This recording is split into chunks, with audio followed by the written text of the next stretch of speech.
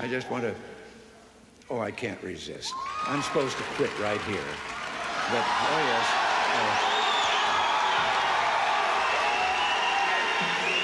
But in view of the fast things that I just said, I don't know whether you know it or not, but I have a new hobby.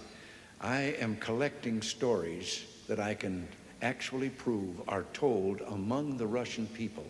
They make them up themselves, they tell them between themselves, reveals they got a great sense of humor, and they've also got a little cynical attitude about things in their country. And one of these stories, the one I'm going to tell you, I told to General Secretary Gorbachev, and he laughed. The story was an American and a Russian arguing about their two countries, and the American said, look, in my country, I can walk into the Oval Office, I can pound the president's desk and say, Mr. President, I don't like the way you're running our country. And the Russian said, I can do that. The American said, you can? He says, yes. I can go into the Kremlin, to the General Secretary's office, pound his desk and say, Mr. General Secretary, I don't like the way President Reagan's running his country. Speaker, Mr. President, distinguished members of the Congress, honored guests, and fellow citizens. Today marks my first State of the Union address to you, a constitutional duty as old as our republic itself. President Washington began this tradition in 1790 after reminding the nation that the destiny of self-government and the preservation of the sacred fire of liberty is finally staked on the experiment entrusted to the hands of the American people. For our friends in the press who place a high premium on accuracy, let me say, I did not actually hear George Washington say that.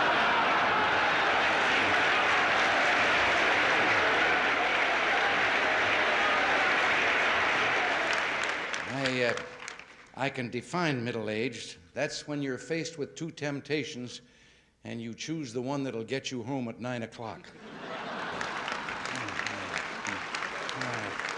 Story of a realtor who was out driving on a back road on his way to look at some property and suddenly noticed down beside him was a chicken keeping pace with him, and he was doing 60 miles an hour. And suddenly the chicken spurted out ahead of him, and it looked to him as if the chicken had 3 legs. And then it turned and went down a sign road and into a barnyard, and the driver turned down that lane, drove into the barnyard. There was a farmer there, and he asked him, he said, did you see a chicken go by here? And the farmer said, yep. He says, did it have 3 legs? And the farmer says, yep. I raise them that way. I breed them. He says, you do?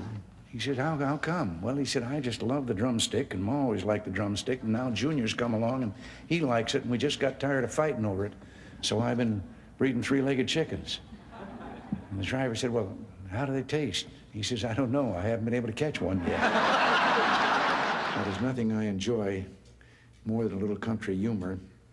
One of the great things about having you here is that I get to tell a farm joke. Now, first, I need a setting, but Rick, you're from Kansas, right? You bet. Okay, this takes place in Kansas. There was an old Kansas farmer there. He had a piece of creek bottom land that had never been developed at all. It was all rocks and brush and all messed up, and he started in on it, clearing it, the underbrush, and hauling away the rocks, then cultivating the soil there, and he planted a garden, everything from vegetables on to corn, and it really became a garden spot, and he was pretty proud of what he'd done. So one Sunday morning in church after the service, he asked the preacher if he wouldn't stop by to have a look. Well, the preacher arrived, and he took one look, and he said, oh, this is wonderful. He said, these are the biggest tomatoes I've ever seen. Praise the Lord. He said, those green beans, that squash, those melons, he said, the Lord really has blessed this place. And look at the height of that corn. He said, the God has really been good. And the old boy was listening to all this, and he was getting more and more fidgety, and finally he blurted out, Reverend, I wish you could have seen it when the Lord was doing it by himself.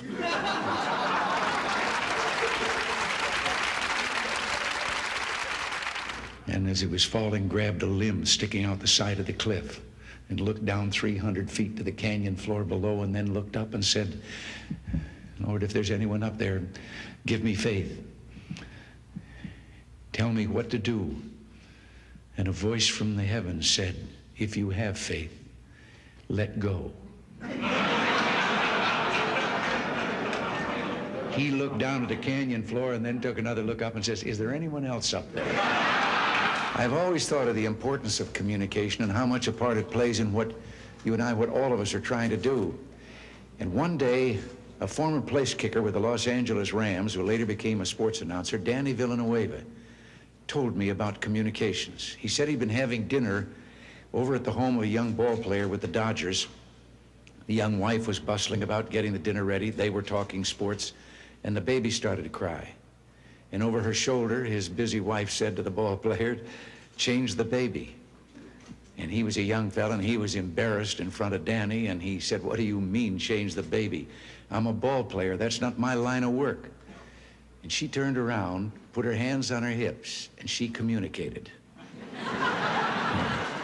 She said, look, Buster, you lay the diaper out like a diamond. You put second base on home plate. You put the baby's bottom on the pitcher's mound. You hook up first and third, slide home underneath, and if it starts to rain, the game ain't called. You start all over. There aren't any words, too, that can properly tell you how bittersweet these days are, and the things that we would like to say to all of you. You know, I keep remembering back, and not too far, when someplace along the line there would always be a picture of a president standing in the Oval Office, looking out the window, usually the picture from behind, and he's standing there, and then his words are quoted as a tag for that picture about, this is the loneliest place, and what a lonely, and so forth. I don't know about them. I haven't been lonely 1 minute.